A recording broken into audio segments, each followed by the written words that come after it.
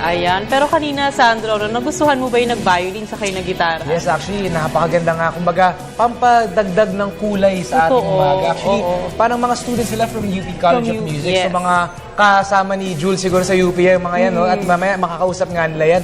At siguro curious ako ano pa yung mga pwede nilang maihandog sa ating magagandang kanta. Kasi, kumbaga, nag-iba yung mood natin this morning because of the music. Kasi usually, meron tayong mga acoustic, mga gitara na ano talaga, ito parang medyo mas mellow ang dating at mas suabe yung naging impact sa atin. So parang nag-iiba yung ano, especially sa mga bagong gising pa lang. Isipin mo, gigising ka, tapos ganyan kaganda yung musika na papakinggan mo pagbukas mo ng TV mo. Tama. Kaya naman talagang, ikaw ba, Sandro, mahilig ka rin ba sa mga ganito? Meron ka bang instrument na tinutugtog? Actually, instrument? Sad to say, wala akong music instrument na alam tugtugin eh. Pero ako, very big fan ako ng violin. Kagaya na nakita natin kanina. Parang yung dating ng violin, parang napaka-romantic eh. Saka nakakagulat. Actually, hindi ko alam na parang ang ganda ng blending kanina. Yung violin and Oo, guitar, and no? yung guitar. Yes. But ikaw ba, meron ka ba instrument na tiniplay? Oo, piano. Okay. I never knew that. So, siguro, hopefully, one time, maka-experience natin. Si Carla naman ang tutugtog sa atin ngayong sa umaga natin sa Good Morning Boss. Siya naman ang magka-piano. Ayan, pero mukhang ready na ang ating kasamahan na si Jules. Nakasama ang, of course, mga performers natin ngayong umaga. Jules, kumusta? Hello, Carla and Sandro. Tama-tama yung sinabi niyo na sobrang kakaiba yung pakiramdam na para tayo lumulutang kanina sa sarap ng melody na narinig natin. Kaya kasama ko pa rin yung mga kapwa-scholar ng bayan ko. Nandito ngayon sa studio, walang iba kundi si Janine Samaniego, isang violinist, at si Adri Cristobal na isang guitarist mula sa UP College of Music. Good morning! Okay, so very interesting, no? Kasi hindi usual na makinig ka ng nagba-violin, di ba? So, Janine, since when ka nag-start tumugtog ng violin? Actually, since bata pa ako, tumutugtog na ako ng violin. Mga 6 years old ako noon. 6 years old? 6 years old ako nag-start. Yung tipong dumudungaw pa ako sa bintana. Ganyan kasi very curious ako about the instrument. Tapos doon nag-spark yung interest. So, nakakailang violin ka na since then? Marami. 4. Apat na. Okay, so sa College of Music, ilang years ba yung curriculum na yan?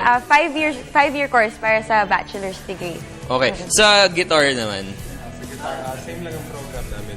From the guitar program and the violin program, it's really the same lang. So, more or less 5 years rin ang duration niya.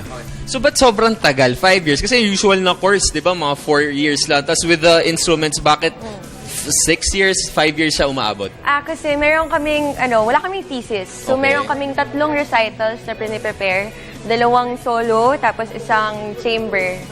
So, isang malaking grupo yun. So, 3 recitals siya sa span ng 5 years. Kailangan matapos namin. Okay. May mga friends din ako actually na nagbabalak na pumasok sa College of Music or in other colleges. So, siguro bigay ka ng tips sa kanila kung paano nila i-pursue to. Kasi hindi ito usual eh. Diba? Napipiliin mo to for a lifetime profession. Dapat talaga paghandaan ninyo ang exam kasi hindi siya talaga biro. Seryoso siya. Kailangan talaga mag-practice. Hindi yung dun na tapos saka ka lang tutugtog. Kailangan practice siya. Araw-araw, matagal.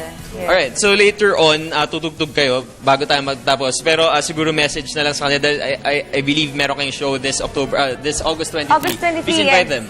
August 23 po sa FEU Auditorium. Meron kaming show. 7:30 p.m.